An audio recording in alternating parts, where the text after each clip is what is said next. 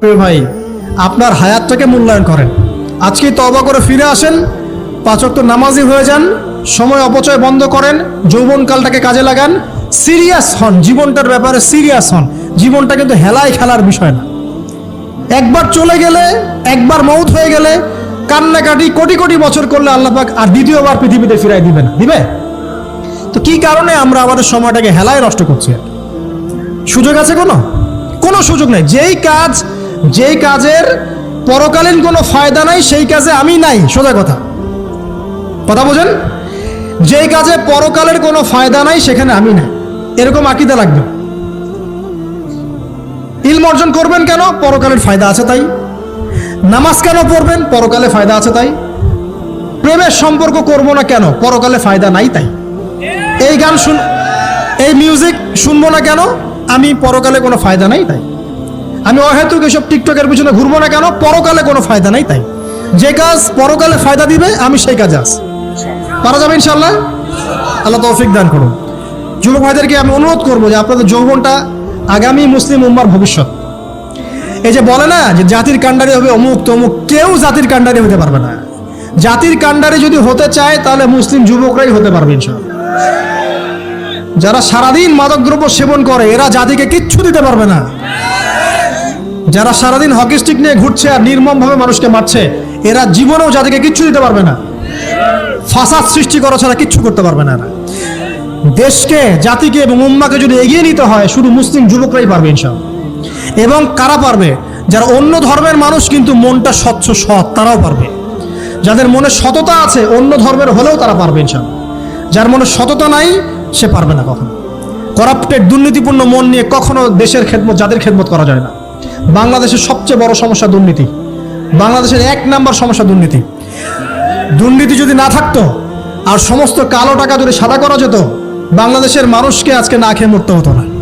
সামনের দিনগুলো কঠিন হবে, ভয়াবহ হবে, এটা সবাই বুঝতে পারছে, হয়তো শুধু আপনারা পারছেন না। আল্লাহ পাক আপনাদেরকে বোঝার তৌফিক দান করুন, আমিন। সামনে যান, নিজের জীবনকে কাজে লাগান, যৌবনকে কাজে লাগান, একটা হালাল রিজিক সার্চ করেন। অল্প রিজিকে সন্তুষ্ট হয়ে যান, উচ্চাভিলাষী হবেন না। উচ্চাভিলাষী হওয়ার দরকার নেই, যতটুকু আসছে আলহামদুলিল্লাহ, এটুকুর মধ্যেই সন্তুষ্ট থাকেন, পারবেন ইনশাআল্লাহ। সামনে যাবেন, আদর্শ পরিবার গড়বেন, পরিবারের মধ্যে ইসলাম থাকবে। পরিবারের পিতা হবে ইব্রাহিম, পরিবার সন্তান হবে ইসমাইল, পরিবারের স্ত্রী হবে হাজারা অথবা সারা আলাইহিস সালাম। দিনদার ছেলে নাই, বিয়ে নাই, দিনদার মেয়ে নাই, বিয়ে নাই। ওই যেটা আপনি মনে করছেন রূপ সৌন্দর্য হাবিজাবি কিচ্ছু থাকবে না ভাই, কিচ্ছু থাকবে না। 1 বছর 2 বছর পরে সব শেষ। দিনদার স্ত্রী পাবেন, চোখ বন্ধ করে বিয়ে করে ফেলবেন। আর দিনদার স্বামী পাবেন, বিয়ে করে ফেলবেন। আমার স্বামী কত বড় ব্যাংকের চাকরি করে, কত বড় ডিগ্রি, কত বড় সার্টিফিকেট, এটা পরের ইস্যু। আগের ইস্যু হচ্ছে আমার স্বামী নামাজ পড়ে কিনা, এই লোক আমার স্বামী হতে যাচ্ছে, এর দাঁড়িয়ে আছে কিনা, ইসলাম পালন করে কিনা, ইসলামের প্রতি ভালো ধারণা আছে কিনা, সে আমাকে পর্দায় রাখবে কিনা, এগুলো বড় জিনিস। পরিবার গড়ব ইসলামিক ভিত্তিতে, ইসলাম নাই, পরিবার নাই। এমনকি পরিবার গড়ার পরেও যদি দেখেন যে পরিবারের সদস্যদেরকে বোঝাতে বোঝাতে আপনি ক্লান্ত হয়ে যাচ্ছেন, পরিবারের সদস্যদেরকে দিন বোঝাতে আপনি ক্লান্ত, কিছুতেই দিন বুঝতে চায় না, আপনি আসহাবুল কাহাফ হয়ে যান, তাও ভালো। বুঝেন নাই? আপনি নিজের চটকায় তেল দেন, ওটা বাদ দেন, ওর কবরের হিসাব ওর উপর ছেড়ে দেন, আপনি ইব্রাহিম হয়ে যান, আপনি আসহাবুল কাহাফ হয়ে যান, তাও ভালো। ইসলাম নিয়ে কোনো কম্প্রোমাইজ নাই। পরিবারের সদস্যরাও যদি আল্লাহর পথে চলার ক্ষেত্রে প্রতিবন্ধকতা সৃষ্টি করে বাদ দিয়ে দেন, দরকার নেই। আল্লাহর জমিন প্রশস্ত, আল্লাহর জমিন প্রশস্ত, আল্লাহর রিজিক প্রশস্ত ইনশাআল্লাহ। আল্লাহ পাক উত্তম আরো কিছু দিবেন আপনাকে ইনশাআল্লাহ তাআলা। খেয়াল রাখবেন, পরিবারের মধ্যে ইসলাম থাকতে হবে। এখানে কিন্তু আপনাকে কেউ বাধা দিবে না, এর কর্তা আপনি নিজেই। আল্লাহ পাক তৌফিক এনায়েত করুন, আমিন। পাশাপাশি সৎ কাজের আদেশ করেন, অসৎ কাজে নিষেধ করেন। মুসলিম উম্মার মধ্যে ঐক্যের চেষ্টা করেন, বিভক্তি সৃষ্টি করবেন না। সবার মধ্যে ভালো জিনিস আছে, নিয়ে নেন, খারাপগুলো ছেড়ে দেন। এমন কোন সংগঠন বা দল বা জামায়া নাই যার 100%ই পরিশুদ্ধ, এমন কোনো নাই, কোথাও নাই। সবার মধ্যেই কিছু না কিছু ভুল থাকবেই, কিছু না কিছু ফল্ট থাকবেই। ওই ফল্টগুলোকে নিয়ে যদি আপনি পড়ে থাকেন আর কাদা ছড়াছড়ি করতে থাকেন, কাজ হবে না। এখন এই যুগটা সেই যুগ না। এটা কি সাহাবীদের যুগ যে চুল ছেঁড়া বিশ্লেষণ করতে হবে? এখন কি খেলাফা কায়েম আছে?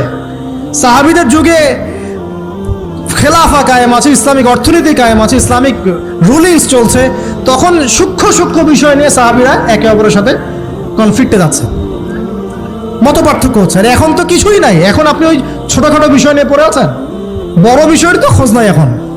আল্লাহ পাক আমাদেরকে বোঝার তৌফিক এনায়েত করুন, আমিন। সামনে এগিয়ে যাবেন এবং দিনের জন্য কিছু করার চেষ্টা করুন।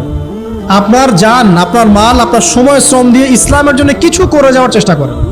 কিছু না পারেন একটা এতিমখানা করেন, একটা মাদ্রাসা করেন, একটা মসজিদ করেন, ঠিক আছে, একটা সামাজিক সংগঠন করেন, একটা কি বলবো, আপনি যদি পলিটিক্সও করেন করেন, কোনো সমস্যা নাই, কিন্তু এটাকে ভালোর দিকে নিয়ে আসেন, ন্যায়ের দিকে নিয়ে আসেন। দুর্নীতি অন্যায় বাদ দেন, অন্যের ক্ষতি করা বাদ দেন, অন্যের গীবত তহমত সংস্কৃতি বাদ দেন, ভালো কিছু করেন, সামাজিক কাজ করেন, মানবতার কাজ করেন। আপনি যদি লিখতে পারেন লিখেন, বলতে পারলে বলেন। আপনি কিচ্ছু করতে পারেন না, অ্যাটলিস্ট আপনি ইসলামপন্থীদেরকে সাপোর্ট দেন, আপনার সম্পদ দিয়ে, আপনার অর্থ দিয়ে সাপোর্ট করেন। কিচ্ছু করতে পারছেন না, কিছুই করার ক্ষমতা নাই, নিজেকে নিয়ে ব্যস্ত থাকেন, আগুন উস্কে দিয়েন না।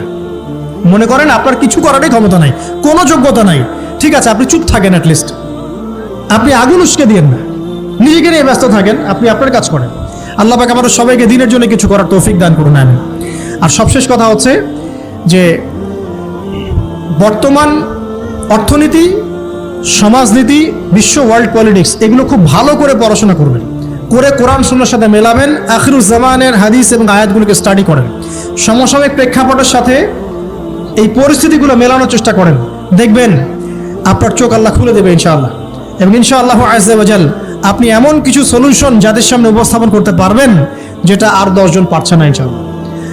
সর্বপ্রথম কথা, ব্যক্তিকে পরিশুদ্ধ করি, আত্মশুদ্ধি অর্জন করি, আল্লাহর হুকুম আহকামগুলো পালন করি, পরিবার গঠন করে হালাল রিজিক সার্চ করি, এরপরে আমি দিনের জন্য কিছু করার চেষ্টা করি। যদি আল্লাহ পাক আমাকে আরো বেশি যোগ্যতা দেন, তখন আরো বড় পরিসরে দিনের খেদমত করার তৌফিক আল্লাহর পক্ষ থেকে চেয়ে নেই, আল্লাহ পাক কবুল করবেন ইনশাআল্লাহ আযজা ওয়া জাল। আজকের মতো আমরা আর লম্বা করছি না, এখানে শেষ করছি। আমরা কিছু প্রশ্ন উত্তর দিব ইনশাআল্লাহ, তবে দোয়া করছি আমরা, আপনারা সবাই দোয়ায় শরীক হন যে আল্লাহ রাব্বুল আলামিন আমাদের সবাইকে যেন কোরআন এবং সুন্নাহর ইলম অর্জন করার তৌফিক এনায়েত করেন, আমিন। এবং আমাদেরকে সংকীর্ণ মানসিকতা থেকে বেরিয়ে আসার তৌফিক দান করেন। আল্লাহ পাক আমাদেরকে ওই আইয়ামে জাহিলিয়াতের সেই বড় বড় পাপগুলো থেকে বাঁচিয়ে রাখুন, আমিন। এবং এই পাপগুলোর যে মহামারী এখন চলছে, এখান থেকে আল্লাহ পাক আমাদের পরিবারবর্গকে হেফাজত করুন। আল্লাহ আমাদের মা বোনদেরকে খাস পর্দায় থাকার তৌফিক দান করুন। আল্লাহ পাক আমাদের যুবক ভাইদেরকে যাবতীয় পাপাচার ছেড়ে দেওয়ার তৌফিক দান করুন। আল্লাহ পাক আমাদের যুবক ভাইদেরকে 5 ওয়াক্ত নামাজি বানিয়ে দিন। আল্লাহ পাক আমাদের যুবক ভাইদেরকে এই মাদক, পর্ন এসব ছেড়ে দেওয়ার তৌফিক দান করুন। আল্লাহ পাক যুবক ভাইদেরকে রিজিকের ব্যবস্থা করে দিন। আদর্শ পরিবার গঠন করার জন্য আল্লাহ আপনি সাহায্য করুন। আল্লাহ পাক আমাদের বাচ্চা যারা আছে, কচি কাঁচা বাচ্চা, এদেরকে ইসলামিক আদর্শে বড় করার তৌফিক দান করুন। আল্লাহ পাক আমাদের ঊর্ধ্বতন কর্তৃপক্ষ যারা থাকবে, প্রশাসনে, রাষ্ট্রে, যে যেখানেই থাক, আমরা দোয়া করি আল্লাহ পাক সবাইকে ঈমান দান করুন, আমিন। এবং আল্লাহ পাক তাদের গুনাহগুলোকে মাফ করে দিন। আল্লাহ পাক তাদের হাতকে শক্তিশালী করুন এবং তাদেরকে মুসলিম উম্মার জন্য কাজ করার তৌফিক দান করুন এবং ইসলামের শত্রুদের বিরুদ্ধে তাদেরকে শক্ত অবস্থান নেওয়ার তৌফিক দান করুন, আমিন।